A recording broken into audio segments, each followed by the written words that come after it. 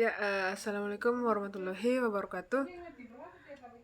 Perkenalkan, nama saya Ahwat Fadilah, NIM 1931040053, kelas A, angkatan 2019, Prodi Pendidikan Kesehatan Jasmani Kesehatan dan Rekreasi, Fakultas Ilmu Keolahragaan Universitas Negeri Makassar.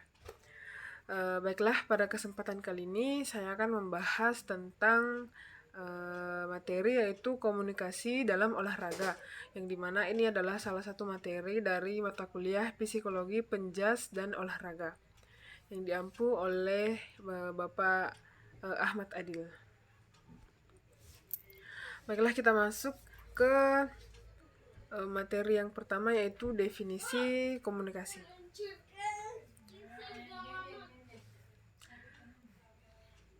Istilah komunikasi berasal dari bahasa Latin, yaitu communication, yang berarti pemberitahuan atau pertukaran.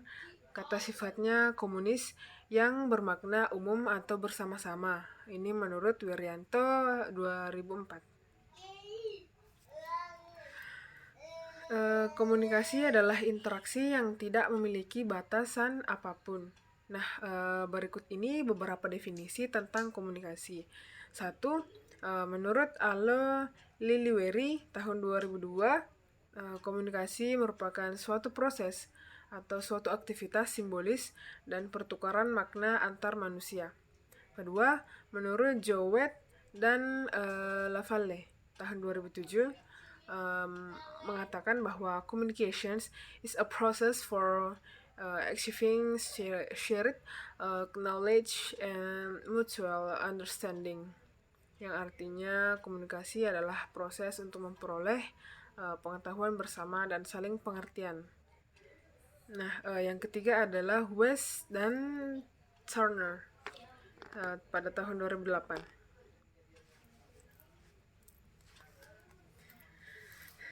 Komunikasi adalah proses sosial di mana individu-individu menggunakan simbol-simbol untuk menciptakan dan menginterpretasikan makna dalam lingkungannya. Keempat, itu menurut Burton tahun 2008, communications is the act of expressing or transmitting ideas, information, knowledge, thoughts, and feelings, as well as understanding what is expected by others. Artinya, komunikasi adalah tindakan mengekspresikan atau mentransmisikan gagasan, informasi, pengetahuan, pemikiran, perasaan, serta memahami apa yang diungkapkan oleh orang lain. Yang kelima, itu menurut Tommy Suprapto tahun 2009, mengatakan bahwa komunikasi adalah suatu proses penyampaian pesan berupa lambang, suara, gambar, dan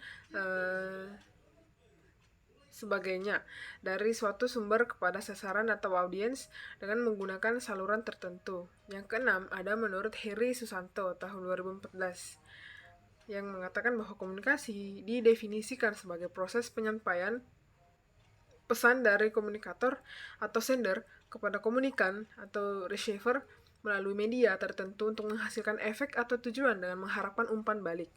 Nah, yang ketujuh ada menurut Tahrun 2016, mengatakan bahwa komunikasi adalah proses pembentukan, penyamaan, penerimaan, dan pengolahan pesan yang terjadi dalam diri seseorang dan di antara dua orang atau lebih dengan tujuan tertentu.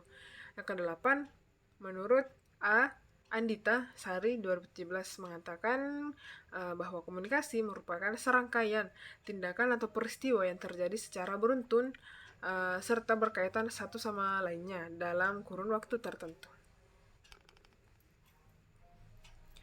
Nah, masuk ke materi selanjutnya ada proses komunikasi. Komunikasi adalah suatu proses. Proses komunikasi dapat diartikan sebagai transfer informasi atau pesan dari pengirim pesan sebagai komunikator dan kepada penerima sebagai komunikas. Semua komunikasi satu arah mengikuti proses dasar yang sama. Sebagai langkah pertama, satu orang memutuskan untuk mengirim pesan ke yang lain. Maka, pengirim menerjemahkan atau encode pikiran ke dalam pesan. Sebagai langkah ketiga, pesan tersebut akan disalurkan. Nah, biasanya melalui kata-kata yang diucapkan, tapi kadang-kadang melalui secara non-verbal seperti bahasa isyarat. Nah, ke penerima itu. Selanjutnya, penerima menafsirkan decode pesan. Akhirnya, penerima berpikir tentang pesan dan merespon secara internal dengan menjadi tertarik, marah, atau dan merasa lega. Secara singkat, proses komunikasi berlangsung continue dari saat menciptakan informasi sampai dipahami oleh komunikasikan.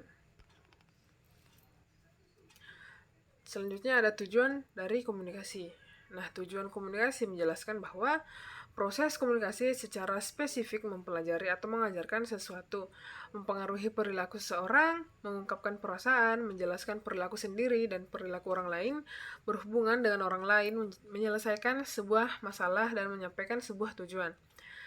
Secara singkat, dalam proses komunikasi tersebut bertujuan untuk mencapai saling pengertian atau mutual understanding antara kedua belah pihak yang terlibat dalam proses komunikasi.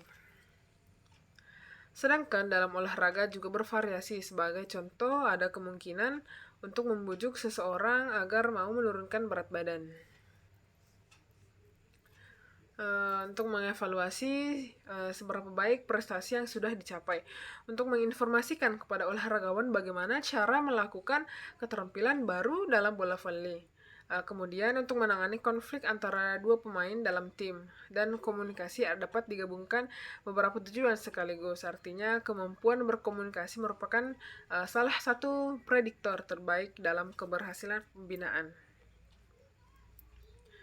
Masuk ke jenis-jenis komunikasi. Nah, komunikasi dibagi menjadi dua cara dasar, yaitu interpersonally dan intrapersonally. Biasanya ketika berbicara tentang komunikasi interpersonally, artinya komunikasi melibatkan paling sedikit dua orang dan adanya pertukaran yang bermakna.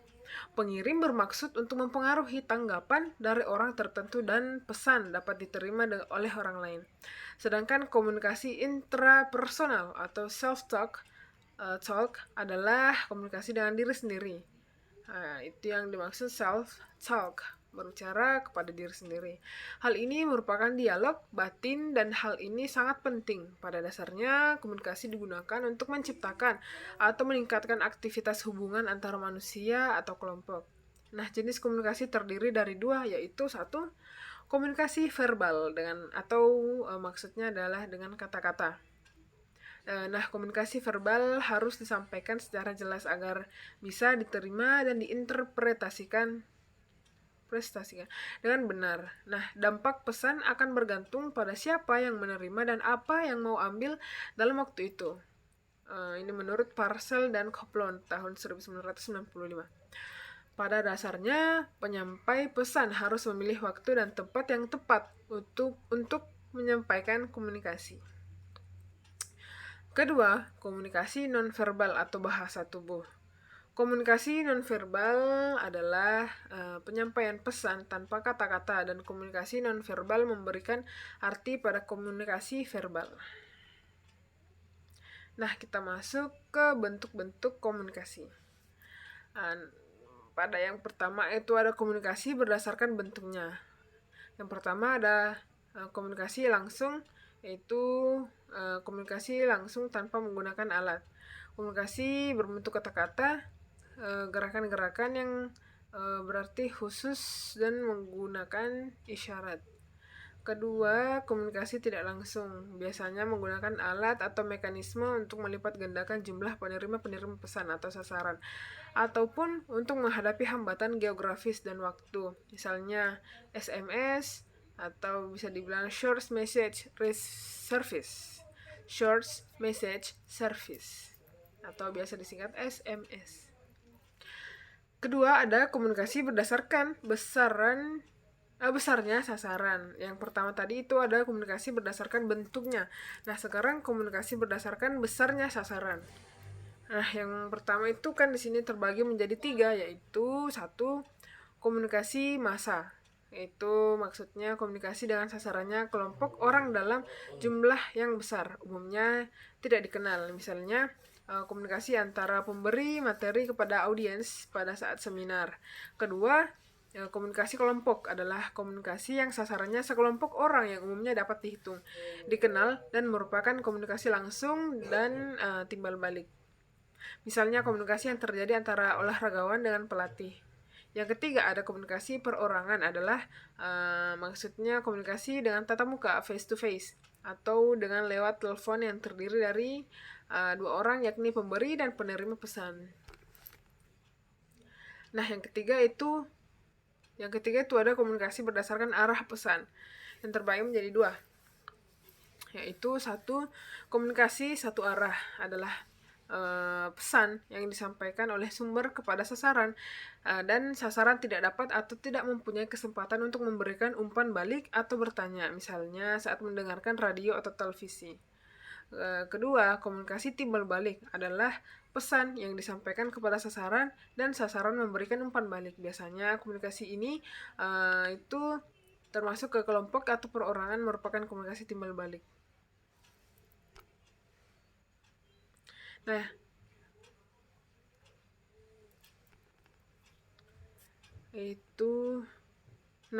itulah tadi beberapa penjelasan dari materi komunikasi dalam olahraga. Lebih dan kurangnya mohon dimaafkan. Wabillahi taufiq wal hidayah. Wassalamualaikum warahmatullahi wabarakatuh. See you next time.